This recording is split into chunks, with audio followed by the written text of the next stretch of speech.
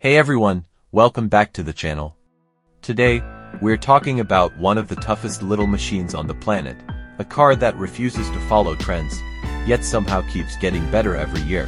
Yep, the 2026 Jimny is finally here, and trust me, you won't believe how much Suzuki managed to improve this tiny off-road legend without ruining what made it special in the first place. If you love small SUVs with big personalities, stick around, because this one is pure fun on four wheels.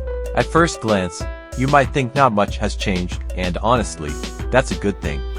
The Jimny still rocks that classic, boxy design that's instantly recognizable. Up front, it's got those signature round LED headlights, but they're sharper now, with new DRL rings that give it a more modern edge. The grille still has 5 slots, just reshaped slightly to look cleaner and tougher. The bumper's been tweaked too. It now integrates LED fog lamps and a deeper cut for a better approach angle. Translation: you can tackle steeper trails without scraping anything. Walk around the side, and yep, it's still short, tall, and full of attitude. But for 2026, the new alloy wheel designs and slightly more pronounced fender flares make it look a bit more premium. Underneath, it still rides on a proper ladder frame chassis, not some soft crossover platform pretending to be an SUV. This is the real deal. Out back, the classic side hinge tailgate remains complete with the full-size spare tire mounted proudly in the center. The taillights have been updated with LED elements to match the front. And there's even a subtle little spoiler up top, just for style. Everything about the rear feels functional and purposeful, exactly what you want from a serious off-roader. Hop inside, and you'll notice Suzuki didn't try to make the Jimny overly fancy, but it's definitely more refined. The layout is still rugged and easy to use, with big knobs and buttons you can grab even while wearing gloves. The biggest change: a new 9-inch touchscreen sitting right in the middle. It finally supports wireless Apple CarPlay and Android Auto. No more cables everywhere.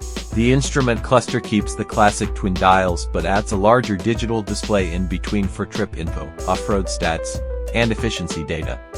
Sure, most of the materials are still hard plastic, but they're durable, washable, and ready for muddy boots and adventures. Under the hood, the Jimny sticks with its reliable 1.5-liter 4-cylinder engine pushing around 101 horsepower and 130 Nm of torque. Now, that may not sound like much, but remember, this thing isn't built for drag races. It's made for crawling over rocks, through rivers, and up mountainsides. For 2026, there's a neat new addition, a 48-volt mild hybrid system. It doesn't turn the Jimny into a rocket, but it gives a nice boost to low-end torque, helps with fuel efficiency, and keeps emissions down, all without complicating the simple, mechanical feel that fans love. You can choose between a 5-speed manual or a 4-speed automatic, and yes, the legendary part time for WD with low range is still here. Solid axles front and rear, 210 mm of ground clearance. This thing can still go places that many bigger SUVs wouldn't dare.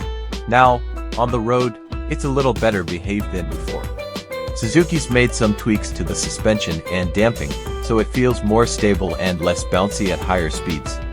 Sure, it's still a bit firm, it's a body-on-frame SUV after all, but that's part of its charm. Around town, it's compact and easy to park, and once you hit the dirt, it transforms into a mountain goat. Pricing stays pretty attractive.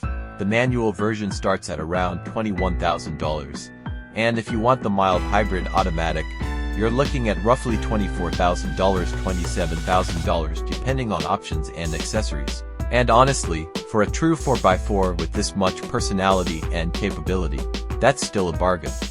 At the end of the day, the 2026 Jimny proves that evolution doesn't have to mean losing character. It's small, capable, and full of charm, one of the last honest off-roaders left on the market. So, what do you think? Would you go for the manual or the hybrid auto? And would you daily drive it or keep it for weekend adventures? Drop your thoughts in the comments below. I love hearing what you guys think. If you enjoyed this review, don't forget to hit that like button, subscribe for more honest car reviews, and ring the bell so you never miss the next one. Thanks for watching, and I'll catch you in the next adventure.